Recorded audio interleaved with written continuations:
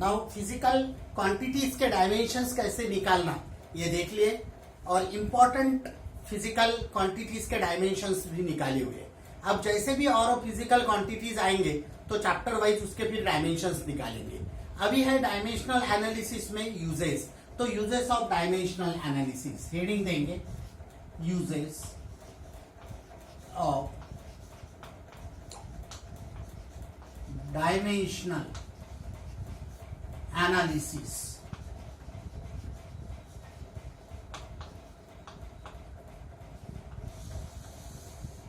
अब uses of dimensional analysis में पहला use, to find the correctness, to find the correctness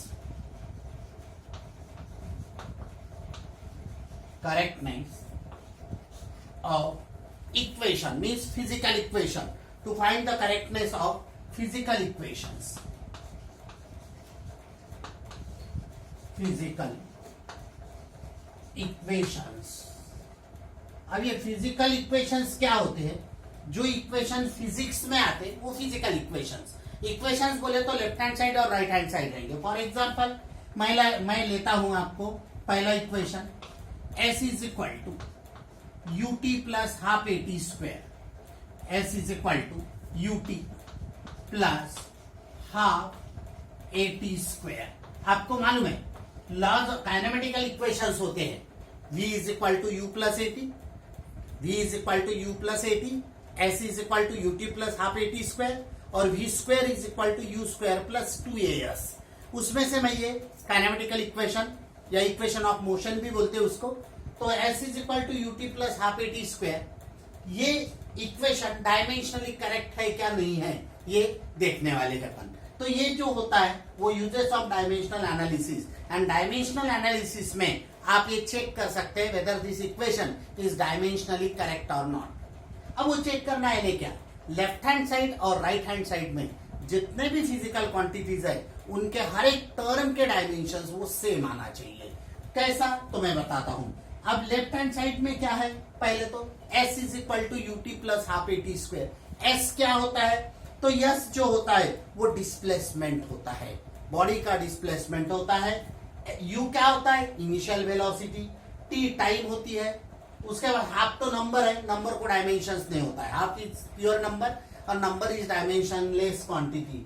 a यानी acceleration और t यानी time again.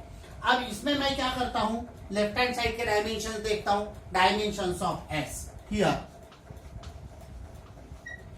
What is dimensions of s, s यानी displacement, और मैंने बताया था डिस्प्लेसमेंट यानी लेंथ कवर्ड, तो उसका डिस्प्लेसमेंट का डायमेंशंस क्या रहने वाला है, डिस्प्लेसमेंट का डायमेंशंस रहेगा m0 l1 और t0। मतलब यहाँ पे सिर्फ लेंथ रहेगा, मास और जीरो ये टर्म नहीं रहेगा। बोलने का मतलब ऐसा कि displacement has dimensions 0 in mass, 1 in length and 0 in time. उसके बाद dimensions of ut, dimensions of ut is equal to, अब ut का डायमेंशंस निकालना यानी u का डायमेंशंस और इसका t का डायमेंशंस। अब मैं ऐसा भी लिख सकता हूं या अलग अलग करके, देखो s is equal to dimensions, उसके बाद ut के dimensions, ut has dimensions, dimensions of u into dimensions of t, तो डायमेंशंस ऑफ t। अब मुझे बताओ डायमेंशंस ऑफ u क्या है, u क्या है, वेलोसिटी, और वेलोसिटी का डायमेंशंस क्या होता है, तो डायमेंशंस ऑफ वेलोसिटी यहाँ पे आपको मालूम है m1 m0, क्योंकि मीटर पर सेकंड है तो मास 0 रहेगा। उसके बाद मीटर पर सेकंड यानी t का टाइम -1 पावर यहाँ पे, उसके बाद t बोले तो अगेन t का पावर 1। अब देखो ये डायमेंशंस कैसा लिखा मैंने, u यानी वेलोसिटी, ये इनिशियल रहे चाहे फाइनल रहे, आपको मालूम है वेलोसिटी मतलब क्या होता है, मीटर पर सेकंड यानी लेंथ रहेगा, और पर सेकंड बोले तो टाइम का पावर 1। तो मैंने मास तो 0 लिखा, l1 टाइम का पावर -1, और ये t है तो t टू दी पावर 1। तो नेचुरली डायमेंशंस ऑफ ut क्या होगा, डायमेंशंस ऑफ ut, देखो मैं इसको 1 कॉल कर देता हूं, डायमेंशंस ऑफ ut पहले तो mlt लिख लिया मैंने यहाँ पे। अब मास 0, उसके बाद L1 और T देखो -1 + 1 0, -1 + 1 0, इसको मैं 2 कॉल कर देता हूं। उसके बाद UT भी हो गया। उसके बाद हाफ नहीं लेना पड़ता है, हर एक टर्म के डायमेंशंस चेक कर रहा हूं मैं, सेम आना चाहिए राइट हैंड साइड के और लेफ्ट हैंड साइड के टर्म के।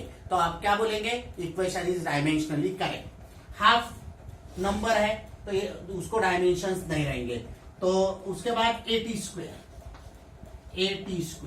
कैसे डायमेंशंस, ए के लिए आपको मालूम है मीटर पर सेकंड स्क्वायर रहता तो मास 0, L1 और पर सेकंड स्क्वायर यानी T का पावर -2, ये होगा एक्सेलरेशन का डायमेंशन। और T टाइम T और 2 है करके 2। तो देखो यहाँ पे क्या हो गया, ए यानी मीटर पर सेकंड स्क्वायर, तो नेचुरली डिस्प्लेसमेंट अपॉन टाइम होता है, डिस्प्लेसमेंट अपॉन टाइम, तो एक्सेलरेशन का डायमेंशन m0 L1 T -2 और ये T² मतलब T का पावर 2। अब इसको यदि लिखते हैं तो AT² is equal to m0 L1 और T देखो क्या है -2 + 2, T का पावर 0, और ये यदि देखेंगे इसको मैं 3 कॉल करता हूं तो 1, 2 और 3 देखो m0 L1 T0।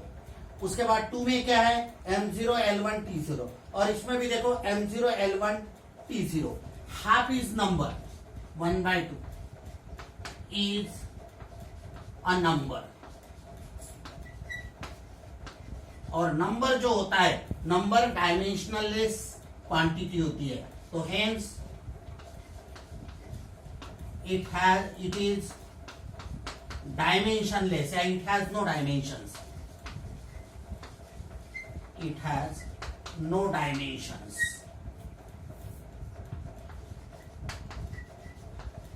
तो उसको डायमेंशंस नहीं होते हैं। तो क्या देखने में आया, dimensions of each term equal है। देखो आप, यस का डायमेंशन जो है वही UT का है, वही AT² का है, और ऐसा यदि होता है तो given equation is dimensionally correct. और ये प्रिंसिपल को बोला जाता है प्रिंसिपल ऑफ होमोजीनिटी। क्या बोला जाता है, प्रिंसिपल ऑफ होमोजीनिटी। तो इसके आगे मैं बताता हूं आपको। तो क्या लिखेंगे, therefore from equations 1, 2 and 3 dimensions of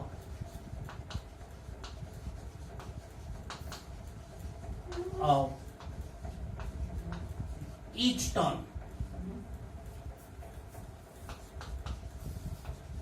देखो हर एक टर्म के जो डायमेंशंस है वो हर एक टर्म के डायमेंशन सेम है, और इसीलिए डायमेंशनली करेक्ट है वो इक्वेशन। तो डायमेंशंस ऑफ, देखो from equations 1, 2 and 3 dimensions of each term are same, therefore given equation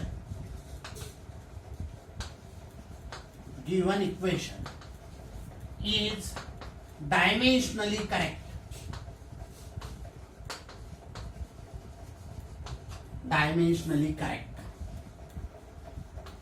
तो करेक्टनेस ऑफ फिजिकल इक्वेशन के लिए डायमेंशनल एनालिसिस का यूज होता है। दिस प्रिंसिपल इज कॉल्ड, ये प्रिंसिपल को बोला जाता है, this principle is called principle of homogeneity. Principle of homogeneity, यानी इसका नाम है, यदि हर एक टर्म का डायमेंशन सेम है, ये यदि ये मेथड से प्रूव करते हैं तो उसका नाम है principle of homogeneity. Very important one. अब वैसा ही दूसरा एग्जांपल आपको देता हूं, जैसा u², v² is equal to u² plus 2as, v² is equal to u² plus 2as। इसको चेक करना है, तो इसको चेक करेंगे तो पहले तो हियर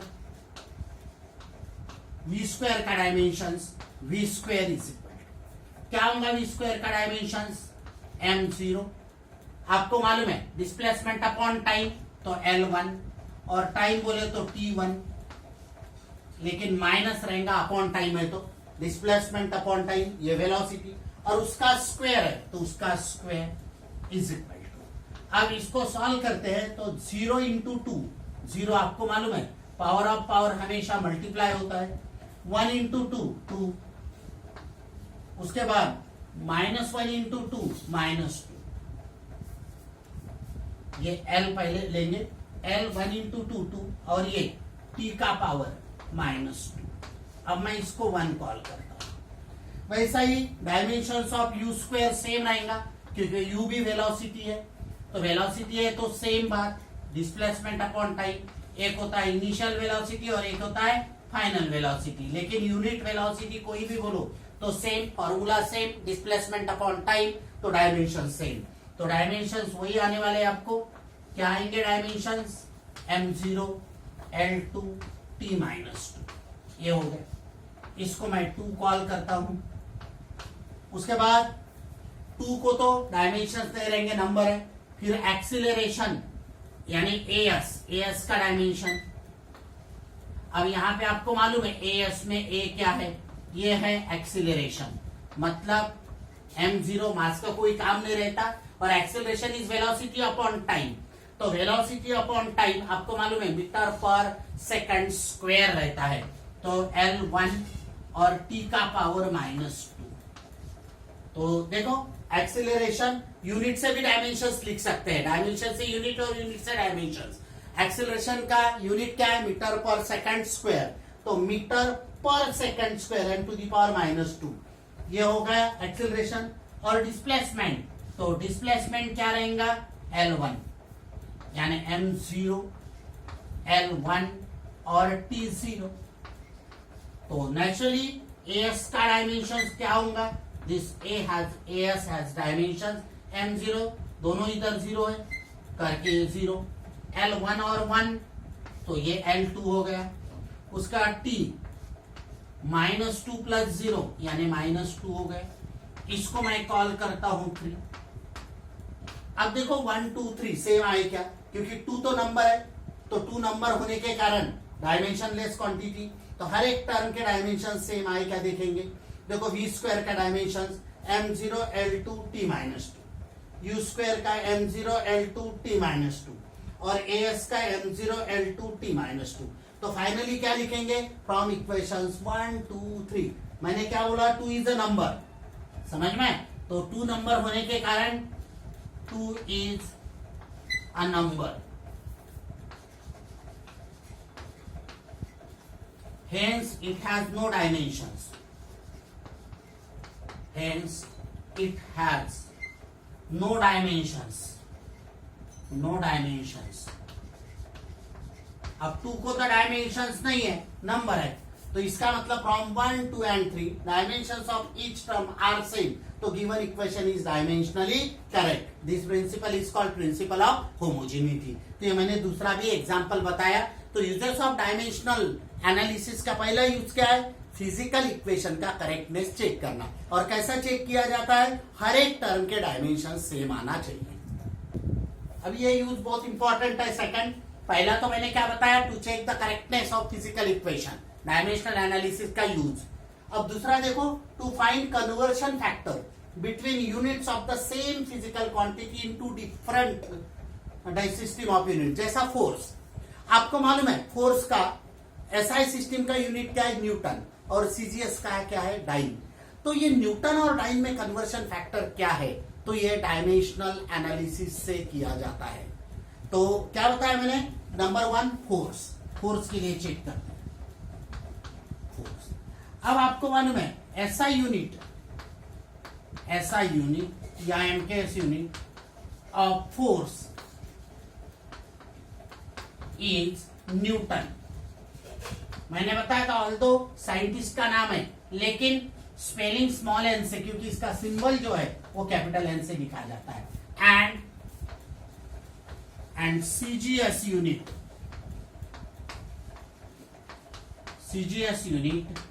इज डाइन। अब इसका कन्वर्शन फैक्टर क्या है, अपना सेकंड यूज क्या है, to find the conversion factor between the units of the same physical quantity, देखो फोर्स का ही, हाँ फोर्स का दोनों इसमें, into different systems of unit CGS और एमजीएस।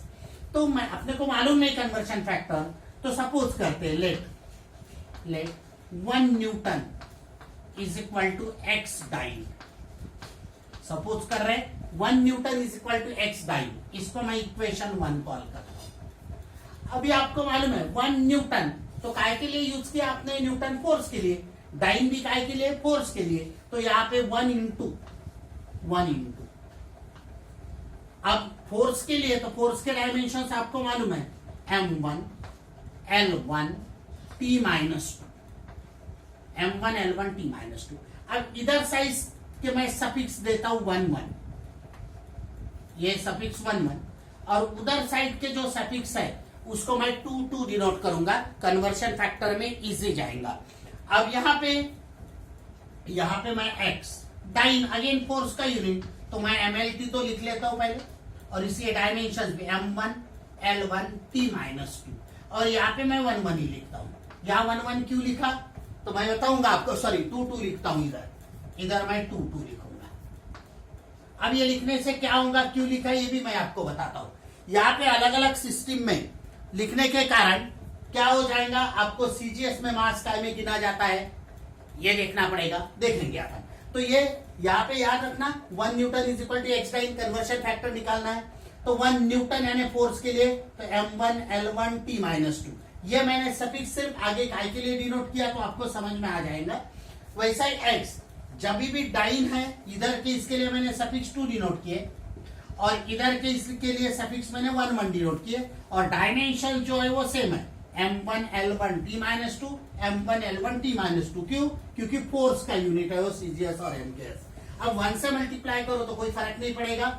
अब मैं क्या करने वाला हूं, अब x की वैल्यू निकालना है, 1 newton is equal to x dyne आपने सपोज किया है, तो x की वैल्यू निकालना है, तो कैसा निकालेंगे, तो मैं क्या करता हूं, x is equal to this, x इधर ही रखता हूं मैं, this x is equal to, इसको इधर लेके आता हूं, 1 इंटू एनीथिंग वही रहने वाला है, तो ये होगा m1 का पावर 1, थोड़ा सा नीचे लिखता हूं मैं, m1 का पावर 1, l1 का पावर 1, t1 का पावर माइनस 2, यानी एमकेएस सिस्टम का फोर्स लिखा मैंने, तो एसआई सिस्टम का फोर्स। अब वो सीजीएस सिस्टम का फोर्स m2 का पावर l1, उसके बाद l2 का पावर l1, और t2 का पावर माइनस 2, ये लिखा मैंने। तो आप देखो क्या किया मैंने, यहाँ पे ये जो है इसको डिवाइड किया क्योंकि x की वैल्यू निकालना है। अभी मैं क्या करता हूं यहाँ पे, therefore x is equal to m1 m2 whole का पावर 1, देखो m1 m2 दोनों का पावर 1 है, तो दोनों का पावर 1 है तो मैं होल रेस टू पावर 1 लिख सकता हूं, m1 m2, देखो यहाँ पे m1 m2 होल का पावर लिखा मैंने, वैसा ही multiplied by L1 L2 whole का पावर 1, L1 L2 होल का पावर 1 मल्टीप्लाइड बाय, अब मेरे पास क्या है, T1 T2, T1 और T2, और इसका पावर माइनस 2, देखो दोनों का पावर माइनस 2 है। अब x की वैल्यू निकालना है, तो therefore x is equal to, आपको मालूम है मास m1 क्या है, एसआई सिस्टम का मास, एसआई सिस्टम का मास काय में मेजर किया जाता है, केजी में, तो यहाँ पे मैं लिखता हूं KG upon mass CGS system का ग्राम में मेजर किया जाता है, पावर 1, ये आपको मालूम है, मैंने सिस्टम बताया था। लेंथ किलोमीटर एसआई सिस्टम में, और यहाँ पे मीटर सीजीएस सिस्टम में, पावर 1, और दोनों इसमें टाइम सेकंड में मेजर किया जाता है, और पावर माइनस 2। अब इसके बाद x की वैल्यू कैसे निकालते हैं, तो मैं ये मिटा के बताता हूं। अब मैं यहाँ पे क्या करने वाला हूं, therefore x is equal to, अच्छे से समझ लो, कोई जल्दी नहीं, x इज इक्वल टू, अब ये कैंसल नहीं होता क्योंकि ये केजी और ये ग्राम है, तो किलोग्राम को ग्राम में कन्वर्ट करता हूं, बड़े यूनिट को। तो किलोग्राम यानी 1000 ग्राम, 1000 ग्राम, या 10⁻³ भी लिख सकते हैं, आगे करेंगे, अपॉन ग्राम। आपको मालूम है रेशियो में unit should be same for cancellation, तो ये हो गए। उसके बाद मल्टीप्लाइड बाय किलो बोला तो 1000 मीटर, ये देखो 1000 मीटर अपॉन ये मीटर, बड़ा यूनिट कन्वर्ट कर रहे हैं। उसके बाद सेकंड अपॉन सेकंड 1 आने वाला है, और 1 का पावर -2 भी लिखते तो 1 ही होता है आगे। आपको मालूम है 1 का पावर माइनस रहे 1 का पावर प्लस रहे 1 ही आने वाला है। तो x इज इक्वल टू, अब देखो ग्राम ग्राम कैंसल, मीटर मीटर कैंसल। अब 10⁻, ये देखो किलोमीटर और मीटर, और यहाँ पे आया केजी और ये। अब 10⁻, क्या हो जाएगा 10⁻³ और 10⁻3। तो टोटल यदि सॉल्व करते हैं तो आपको कन्वर्शन में आई थिंक थोड़ा सा या गलत होगा, या सेंटीमीटर होना चाहिए, मीटर में सेंटीमीटर, क्योंकि किलोमीटर और सेंटीमीटर का कन्वर्शन रहेगा। और यहाँ पे किलोमीटर है तो ये भी, एक मिनट यहाँ मैं दोबारा ये करता हूं, मीटर MKS और CGS मैंने बताया था, मीटर किलोग्राम सेकंड सिस्टम और सेंटीमीटर ग्राम सेकंड सिस्टम, तो ये मीटर होना और यहाँ पे सेंटीमीटर होना। तो यहाँ पे मैं कन्वर्ट करूंगा तो मीटर यानी 100 और सेंटीमीटर, ये किलोमीटर बराबर लिखा मैंने। देखो मैं और एक बार बता देता हूं, आपको कंफ्यूजन नहीं होना चाहिए। दो सिस्टम है MKS और CGS। क्या बताया था, मास इज मेजर्ड, MKS यानी M यानी metre, kilogram second system, centimetre gram second system, तो मीटर। तो ये क्या हो जाएगा, ये मीटर में और ये सेंटीमीटर में। अब ये कन्वर्ट करना है तो मैं यहाँ पे कन्वर्ट कर रहा हूं, ये तो ठीक है। मीटर आपको मालूम है ये मीटर में 100 सेंटीमीटर का 1 मीटर होता है, 100 सेंटीमीटर, और ये सेंटीमीटर वैसा ही रखेंगे। अब ये किलोग्राम ठीक है। उसके बाद सेकंड अपॉन सेकंड 1 का पावर -2। अब 1 का पावर कुछ भी लेते हैं तो 1 ही होता है। अब 10⁻³ मल्टीप्लाइड बाय ये 10⁻², क्योंकि सेंटीमीटर सेंटीमीटर कैंसिल, और मैंने बताया 1 का पावर एनीथिंग इज 1, मतलब x क्या आ गया, therefore x is equal to 10⁻3 10⁻2 यानी हो जाएगा 10⁻5। अब ये वैल्यू मैं इक्वेशन 1 में पुट करता हूं, putting in 1, putting this value, putting this value in equation 1, putting this value in equation 1, therefore क्या हो जाएगा, 1 newton is equal to 1 newton is equal to x dyne. तो x की वैल्यू क्या निकली, 10⁵ डाइन। शायद आपको एक कन्वर्शन यूज किया होगा आपने 10वीं में, तो ये कन्वर्शन आया। तो डायमेंशनल एनालिसिस का यूज क्या होता है, कन्वर्शन फैक्टर निकालने के लिए। मतलब फोर्स में ये x इज इक्वल टू 10⁵ आया, तो फोर्स में न्यूटन टू डाइन कन्वर्शन कैसा निकालते मैंने बताया आपको। तो x की वैल्यू 10⁵ यानी what is 1 newton, 1 newton is equal to 10⁵ dyne. तो इसको बोलते हैं कि कन्वर्शन फैक्टर निकालना यूजिंग डायमेंशनल एनालिसिस। अब मैं वर्क के लिए बताऊंगा आपको, होमवर्क बताता हूं कि वर्क का SI सिस्टम और CGS सिस्टम का आपको कन्वर्शन फैक्टर निकालना है। तो मैं इसके बाद एक क्वेश्चन लिखा देता हूं आपको, ये पूरा समझने के बाद। अब जैसा एक क्वेश्चन कन्वर्शन फैक्टर का using dimensions, show that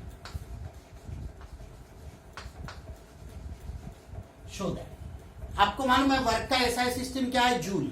SI system का यूनिट जूल, और CGS सिस्टम का क्या है, अर्क। तो वर्क के लिए आपको कन्वर्ट करना है, तो मैं क्या बोला हूं, show that 1 joule is equal to 10⁻7 erg. ये आपको प्रूव करना है। और मैंने क्या बताया, जूल और ये अर्क काय के लिए है, यूनिट्स ऑफ वर्क। ये आपको समझना चाहिए, करके मैं आपको बता देता हूं। ये जूल, यहां नोट लिखा देता हूं लगे तो, joule is SI unit of work and erg is CGS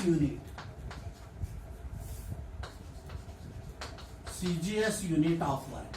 आपको क्या करना है, आपको पहले तो लिखना है let 1 joule is equal to x erg, और आपको सॉल्व करना है। अदरवाइज अगले पीरियड में ये करने वाले हैं, मतलब अगले लेक्चर में ये पूरा करेंगे। तो आज मैंने ये 2 डायमेंशनल एनालिसिस के यूजेस बताए, वेरी इंपॉर्टेंट है। तीसरा भी बताने वाला हूं अगले पीरियड में, बट पहले ये समझाऊंगा। तो नया नया है तो थोड़ा सा लगेगा, बट जितना प्रैक्टिस करेंगे, बहुत सारी प्रैक्टिस होंगी इसकी, तो ये जब प्रैक्टिस होती है तो फिर आसान लगता है। तो डायमेंशनल एनालिसिस के आज 2 यूजेस देखे। एक प्रिंसिपल ऑफ होमोजेनिटी, मतलब to check the correctness of physical equation, dimensions of each term of that equation should be the same, that is called principle of homogeneity. 2 equation से समझा दिया मैंने। एक तो बताया s is equal to ut plus half at square, और दूसरा equation लिया मैंने v square is equal to u square plus 2as। फिर दूसरा यूज क्या मैंने बताया, कन्वर्शन फैक्टर्स, मतलब 2 यूनिट्स, एक ही क्वांटिटी के 2 यूनिट्स लेता हूं, SI सिस्टम का और CGS सिस्टम का, तो उसका कन्वर्शन फैक्टर क्या रहता है। मैंने फोर्स के लिए बताया, अभी मैंने ये आपको वर्क के लिए दिया, आप करके देखना है। अदरवाइज अगले लेक्चर में ये मैं पूरा आपको करके दूंगा, तो ट्राई इट। और आपको at the same time subscribe भी करना है, लाइक भी करना है चैनल, और शेयर करके बेल आइकन दबाना है। तो आप जितना प्रैक्टिस करोगे उतना अच्छा है। अब कल से 3 दिन मैं, ये वीक में 3 पीरियड मैं मैथ्स के लेक्चर आपको डालने वाला हूं।